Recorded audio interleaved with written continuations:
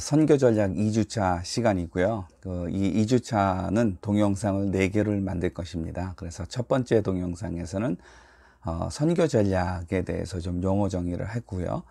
그런 다음에 동영상 나머지 3개에서 선교의 패러다임들을 하나씩 좀 얘기하려고 합니다.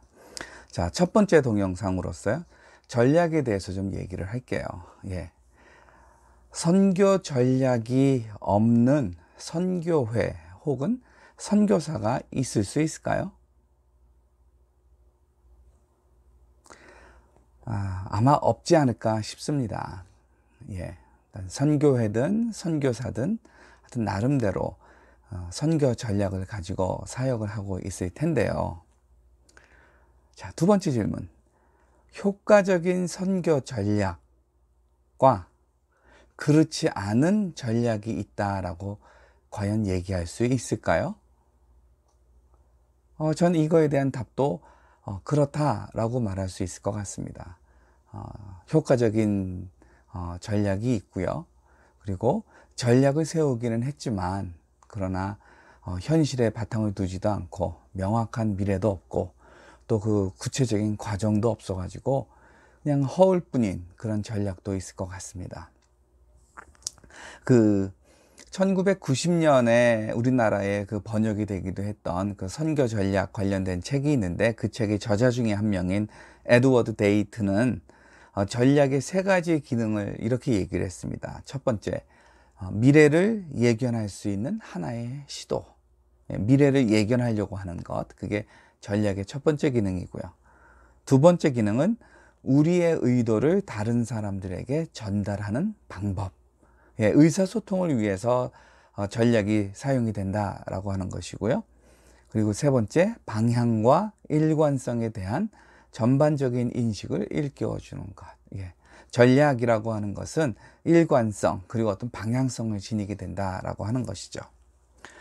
자, 선교 전략의 그 정의에 대해서 좀 더 얘기를 하면요.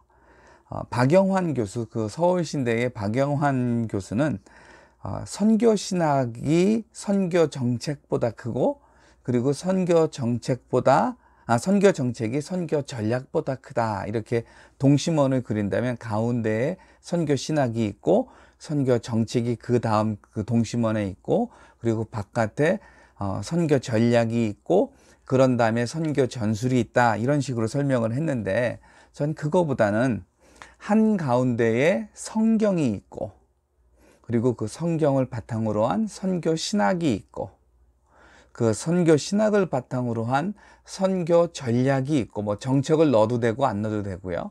선교 전략이 있고 그리고 선교 전략 바깥의 동심원으로 선교 실천 내지는 선교 전술, 이렇게 말할 수 있지 않을까, 그런 생각이 드는데요. 우리가 요 수업에서 사용하고 있는 교재 중에 하나의 책의 그 저자인 테리아 페인이 선교 전략에 대해서 2가지 요소를 얘기를 합니다. 30쪽에 보면 나오는데 미래지향적인 요소와 과정을 위한 하나의 계획이라고 얘기를 합니다. 그래서 이 2가지 요소가 포함이 된 선교 전략을 43쪽에서 얘기를 하고 있는데요. 제가 한번 읽어보겠습니다. 해당 지역을 복음화하기 위한 주님의 비전을 확신하고 하나입니다. 그리고 선교팀의 현실적인 문제를 파악해서, 그러니까 하나님의 비전, 현실, 그리고 현재의 상황부터 시작하여 목표에 도달하기까지의 단계별 사역 계획, 이거를 선교 전략이라고 얘기를 했습니다. 근데 전 요거를 좀 다르게 좀 정리하고 싶어요. 먼저 선교가 무엇인가, 그리고 전략이 무엇인가. 그래서 선교 전략을 좀 얘기하려고 하는데요. 선교란 하나님이 사랑으로 주도하시는 구원과 변화의 사역에, 그게 하나님의 선교인 거죠. 그 하나님의 선교에 교회와 성도가 순종함으로 참여하는 것입니다. 그게 선교라고 한다면, 전략은요, 어떤 특정 목표를 성취하기 위해 수행할 일련의 행동 계획, 전략이라고 얘기할 수 있습니다. 자, 그러면 선교와 전략을 한번 묶어서 같이 얘기해 보겠습니다. 선교 전략이란 하나님의 선교에 참여하며 수행할 일련의 행동 계획, 이것이 선교 전략이라고 정의 내릴 수 있을 것 같습니다. 자, 우리가 이번 한 학기 내내 이러한 정의를 가지고 같이 선교 전략을 좀 살펴보도록 하겠습니다. 자, 이 선교 전략을 구성하는 그 요소들은요, 선교에 대한 이해, 신학적인 요소인 거죠. 그리고 선교의 주체에 대한 이해, 선교의 주체가 누구냐라고 하는 거예요. 그거에 대해서 우리가 오늘 얘기하는 겁니다. 개인이냐, 교회냐, 국가냐, 하나님이냐, 선교의 주체에 대한 이해, 그리고 선교의 수단과 자원에 대한 이해, 그러니까 현실에 대한 이해죠. 선교사가 어떤 선교사이고 몇 명의 선교사가 있느냐, 재정은 얼마나 되느냐, 행정 능력은 어떻게 되느냐, 그리고 기타 자원은 무엇이 있느냐라고 하는 것들, 그리고 선교의 목적이 무엇이냐라고 하는 거예요.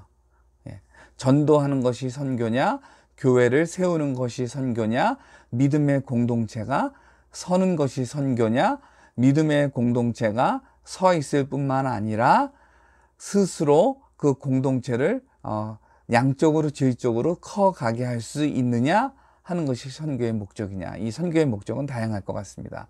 내지는 뭐 믿음의 공동체, 그거는 뭐 하나님이 알아서 할 거고, 뭐 이 인간들의 후생복지를 도와주는 것이 선교냐, 뭐 이런 식으로 여러 가지 선교의 목적이 있을 수가 있습니다. 그렇죠? 자, 근데 그건 또 뭐하고 연결이 된 거예요?